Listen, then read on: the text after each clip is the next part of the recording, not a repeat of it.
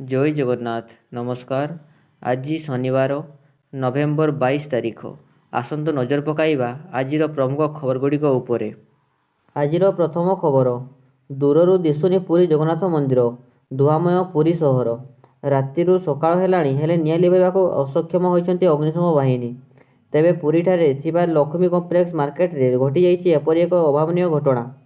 ତେବେ ସାମାନ୍ୟ ଅସାବଧାନତା କାରଣରୁ ମାର୍କେଟ ସାରା ନିଆଁ ଲାଗିଯାଇଥିଲା।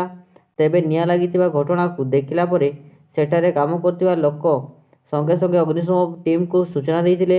ତେବେ 12ଟି ଫାୟାର ଟେଣ୍ଡର ଘଟଣାସ୍ଥଳରେ ଉପସ୍ଥିତ ରହି ସ୍ଥିତିକୁ ନିୟନ୍ତ୍ରଣ କରିବାକୁ ଚେଷ୍ଟା ଆରମ୍ଭ କରିଦେଇଥିଲେ। ତେବେ କଟକ ଓ ଭୁବନେଶ୍ୱରରୁ ବହୁ ଟିମ୍ ଏଠାକୁ ନିୟୋଜିତ ହୋଇ ଆସିଥିଲେ। ତେବେ ସେଠାକୁ ଅଗ୍ନିଶମ ଟିମ୍ ଆସିବା ସଙ୍ଗେ ସଙ୍ଗେ ଓଡ୍ରାଫ୍ ଟିମ୍ ମଧ୍ୟ ଆସି ପହଞ୍ଚିଥିଲା। ପରବର୍ତ୍ତୀ ଖବର, ଅଭିଜିତ ମଜୁମଦାରଙ୍କ ସ୍ୱାସ୍ଥ୍ୟାବସ୍ଥାରେ ସାମାନ୍ୟ ଉନ୍ନତି ଆସିଛି। ମେଡିସିନ ୱାର୍ଡରେ ଚିକିତ୍ସା ଚାଲିଥିବା କହିଲେ ଭୁବନେଶ୍ୱର ଏମ୍ସ କର୍ତ୍ତୃପକ୍ଷ। ଭେଣ୍ଟିଲେଟର ସପୋର୍ଟରୁ ବାହାରି ମେଡିସିନ ୱାର୍ଡରେ ଚାଲିଛି ଚିକିତ୍ସା। ସୂଚନା ଅନୁସାରେ ତାଙ୍କର ଭାଇଟାଲ ସ୍ଥିର ରହିଛି। ଅଭିଜିତ ସୁସ୍ଥ ହେଉଥିବା ଖବର ପାଇ ତାଙ୍କ ପ୍ରଶଂସକଙ୍କ ମଧ୍ୟରେ ଖୁସିର ଲହର ଖେଳିଯାଇଛି।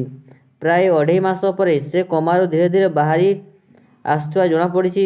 କିଛି ଅଙ୍ଗପ୍ରତ୍ୟଙ୍ଗ ସାମାନ୍ୟ ଚଳପ୍ରଚଳ ସହ ଆଖି ଖୋଲିଛନ୍ତି ଅଭିଜିତ। ଲିଭର ଜନିତ ସମସ୍ୟା ଯୋଗୁଁ ସେପ୍ଟେମ୍ବର 4ରୁ ଚିକିତ୍ସିତ ହେଉଛନ୍ତି। ପରବର୍ତ୍ତୀ ଖବର, ଟ୍ରାଫିକର ରୁଲ ଅନୁଯାୟୀ ବାଇକ୍ ଚଳାଇ ଯାଉଥିବା ଚାଳକମାନେ ବାଧ୍ୟତାମୂଳକ ଭାବରେ ମୁଣ୍ଡରେ ହେଲମେଟ୍ ପିନ୍ଧିବା ଉଚିତ। ଏହା ସହିତ ଚାଳକଙ୍କ ପଛରେ ବସିଥିବା ଲୋକ ମଧ୍ୟ ହେଲମେଟ୍ ପିନ୍ଧିବା ଉଚିତ। ତେବେ ଏହାଛଡ଼ା ଅନ୍ୟ କେତେକ ଟ୍ରାଫିକ ରୁଲ ମଧ୍ୟ ରହିଛି, ଯାହାକୁ ପାଳନ କରିବା ବାଧ୍ୟତାମୂଳକ ଅଟେ।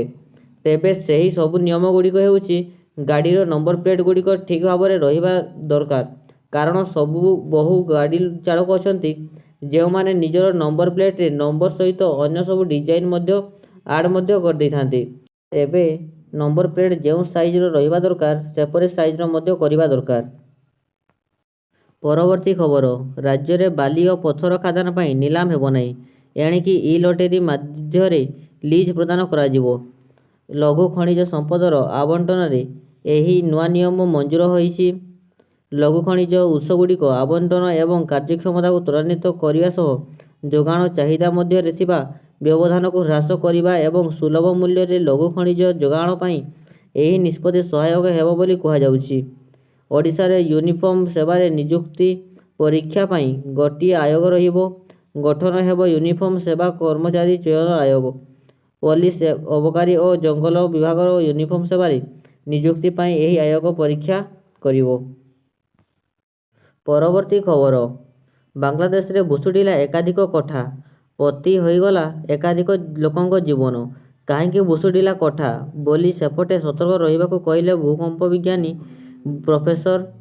ଆଗକୁ ଅଧିକ ତୀବ୍ରତା ବିଶିଷ୍ଟ ଭୂମିକମ୍ପ ହେଲେ ଭୁଷୁଡ଼ିବ ଏକାଧିକ କୋଠା। ଆଗୁଆ କହିଲେ ଏପରି କଥା। ଜାଣନ୍ତୁ ପୂରା ଖବର। ଆଜି ସକାଳ 10:38 ସମୟରେ ବାଂଲାଦେଶର ରାଜଧାନୀ ଢାକା ଏବଂ ଆଖପାଖ ଅଞ୍ଚଳରେ 5.7 ତୀବ୍ରତାର ଏକ ଭୂମିକମ୍ପ ଅନୁଭୂତ ହୋଇଥିଲା, ଯାହା ଫଳରେ ବ୍ୟାପକ କ୍ଷୟକ୍ଷତି ଘଟିଛି। ଭୂମିକମ୍ପର କେନ୍ଦ୍ରସ୍ଥଳ ଢାକାରୁ ପ୍ରାୟ 13 କିଲୋମିଟର ପୂର୍ବର ନରସିଂଗଡି ଜିଲ୍ଲାରେ ଅବସ୍ଥିତ ଥିଲା, ଯାହା ମାତ୍ର 10 କିଲୋମିଟର ଗଭୀରତାରେ ସୃଷ୍ଟି ହୋଇଥିଲା ବୋଲି କୁହାଯାଉଛି। ଏଣୁ ଭୂମିକମ୍ପର ପ୍ରଭାବ ବହୁତ ଅଧିକ ଥିଲା।